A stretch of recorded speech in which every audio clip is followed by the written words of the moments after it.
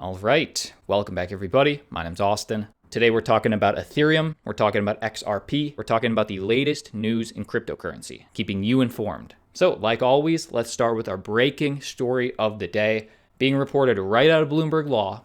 It's official. The United States has just deemed Bitcoin money under DC Financial Services law, possibly the most bullish news we've seen for Bitcoin in 2020. Because the US federal court has just said today the virtual currency known as Bitcoin is a form of money covered under the Washington, D.C. Money Transmitters Act.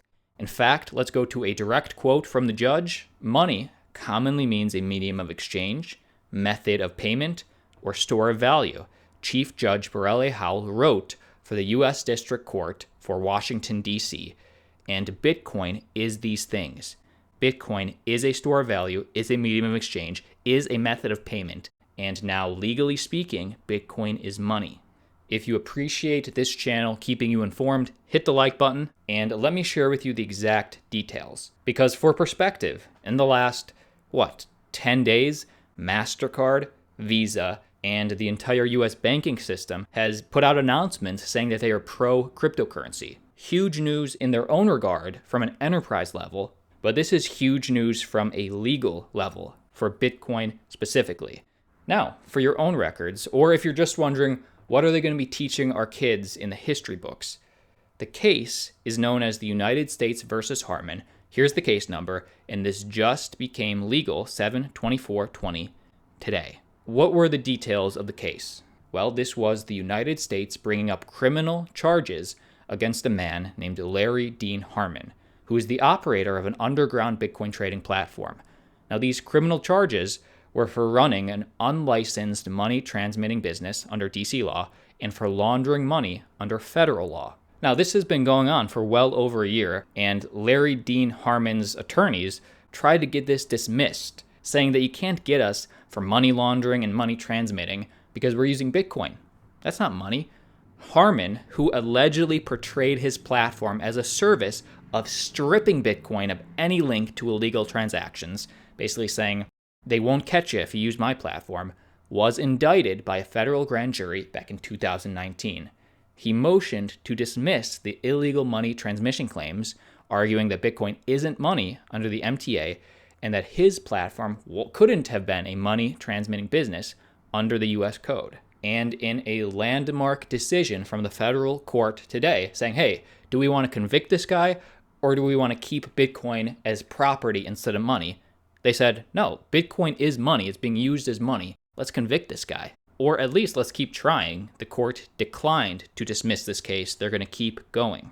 Now, what does this mean for you as a Bitcoin holder? I would be interested to hear your thoughts. Give me a comment down below. Let me know what you think. If you're new here and you want to stay informed about the daily cryptocurrency news, very important, hit subscribe if you want to stay informed about the daily crypto news. Now, the biggest thing this means for the US is this sets a precedent. This does not mean, as of today at least, it does not mean that Bitcoin right now suddenly becomes a non-taxable event. Cryptocurrency, according to the IRS, is still classified as property, meaning that if you use Bitcoin to buy something, it is considered a sale of Bitcoin, a sale of property, for more than you purchased, and it is a taxable event.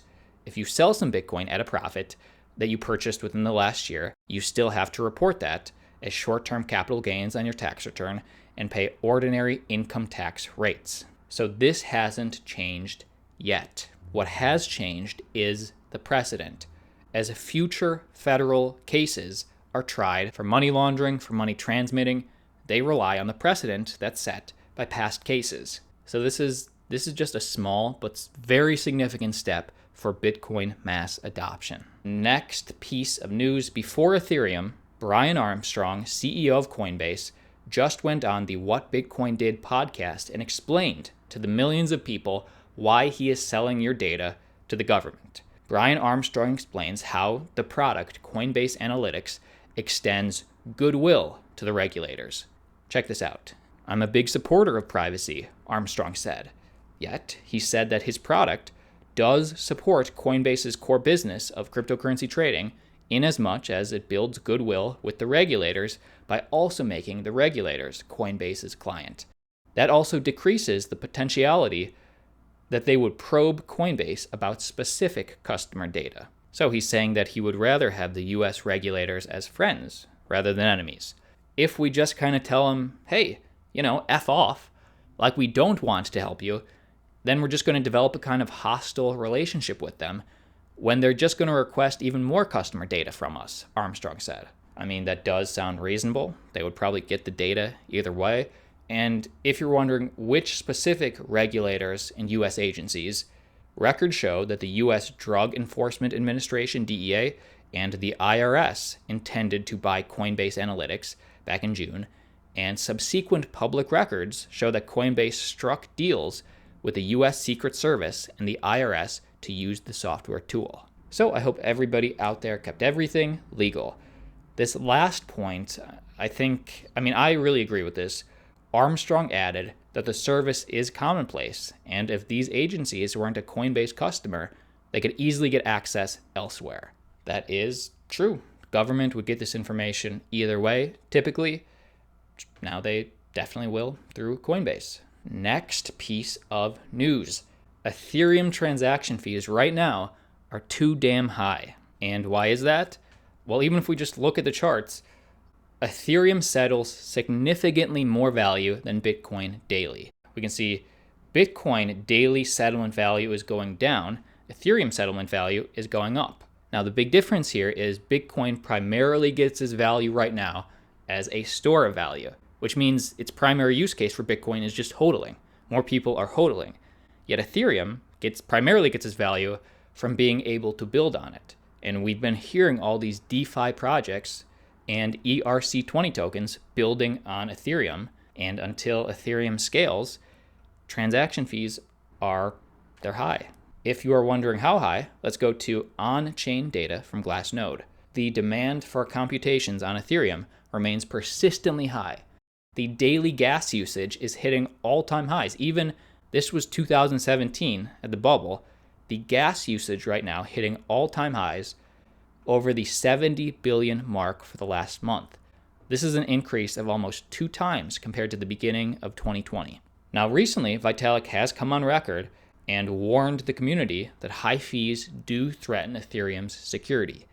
As Ether transaction fees hit 100 GUI, the project's co-founder warns that a failure to respond could undermine the security of the network. When he says this, nothing to worry about in the short term, but what he's really worried about is he doesn't want Ethereum to trend towards more centralized, which is the fear.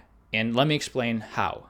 The reason that this might undermine the security is the idea is based on a paper that suggests miners' increasing reliance on transaction fees may incentivize selfish mining practices in a bid to extract greater profits, risking disruption on how transactions are processed.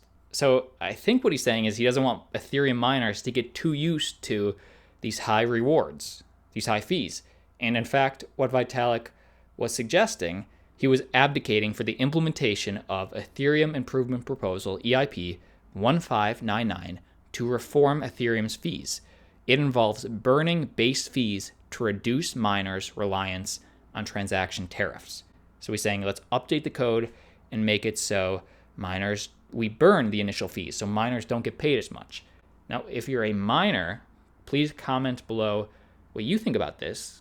Next piece of news, if you are still getting scam ads as advertisements from YouTube when you watch a YouTube video, first off, never send anybody your Bitcoin or your XRP or whatever and expect them to send you double back. That's outrageous. Always be aware. Ripple has sued YouTube over this. YouTube has finally rebuffed and saying, hey, it's not their responsibility. They are seeking a dismissal. So YouTube is not taking accountability for the ads that they sell on their videos. Crypto firm Ripple filed suit against YouTube back in April, alleging that the video platform hadn't taken enough action to stop the XRP cryptocurrency scam giveaways on their site. And YouTube is even earning ad revenue from those scam videos. So it's clearly YouTube's job to vet these, right? Well, according to Google-owned YouTube, they apparently disagree. As spotted by Law 360, YouTube has filed a dismissal motion on Monday urging the judge in the case to dismiss the case as the site, YouTube, believes it's protected by United States federal internet laws. Well, wait a minute. If YouTube isn't responsible, who is? YouTube claims that the fact that such scam videos are shared by third-party creators means that the platform is not responsible for the content of the videos. They're blaming it on the scam ads themselves, saying they're creating their own videos. It's their responsibility. And the site's lawyers point to Section 230 of the U.S. Communications Decency Act in its defense. Outrageous. Outrageous. Let me know what you think. I'll keep you updated. But see you tomorrow.